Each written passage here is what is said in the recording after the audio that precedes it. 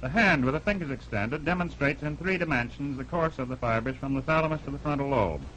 The thalamus is represented by the wristwatch. The fibers to the motor area go upward like the thumb to the convexity.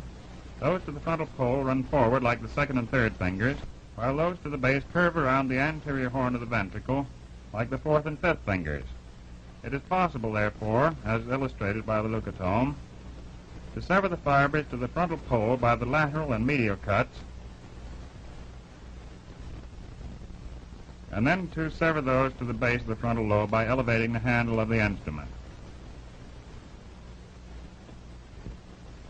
The connections between the thalamus and the frontal lobe are clearly shown in this illustration from Flechsig's monograph on myelinization of the infant brain.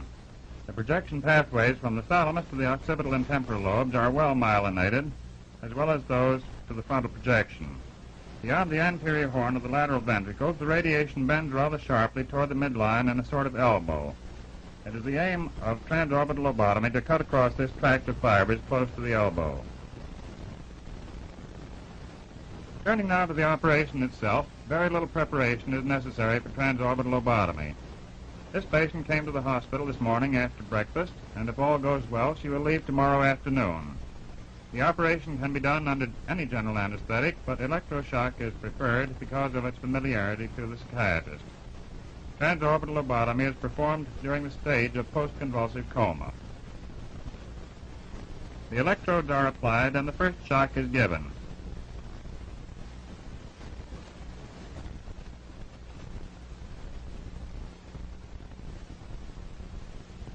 The convulsion lasts about 40 seconds.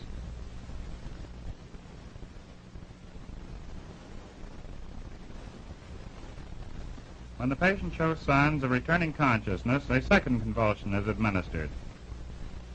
Usually 3 successive convulsions are necessary, but in old people a single one may be sufficient, while in a sturdy young person 4 or even 6 convulsions may be administered without danger.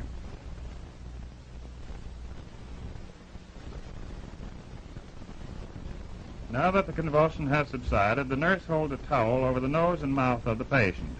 The operator lifts the upper eyelid, inserts the leucotome into the conjunctival sac, and aims it parallel with the bony ridge of the nose. He drives the point through the orbital plate, and at a depth of 5 centimeters, swings the handle far laterally.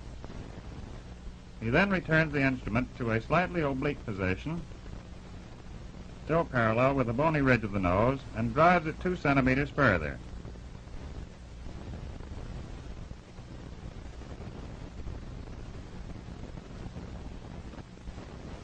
Steadying the patient's head, he then moves the handle of the instrument about 20 degrees medially and 30 degrees laterally. In this latter position, he strongly elevates the handle of the instrument, often fracturing the orbital plate, and then finally returns the instrument to the parasagittal plane.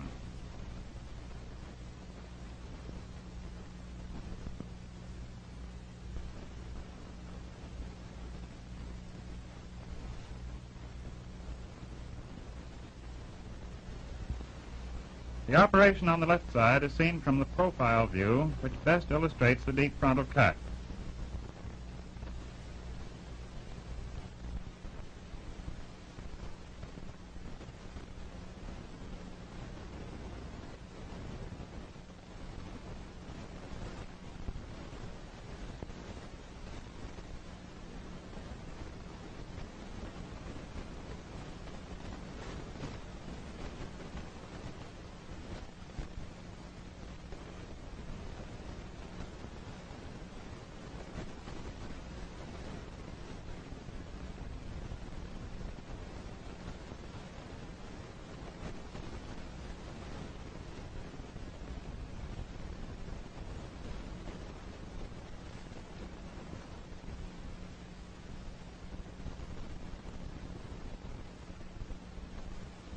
It will be noted that the instrument upon removal appears clear and shiny, but in view of its contact with the skin of the lower eyelid, different instruments are used for operation on the 2 sides.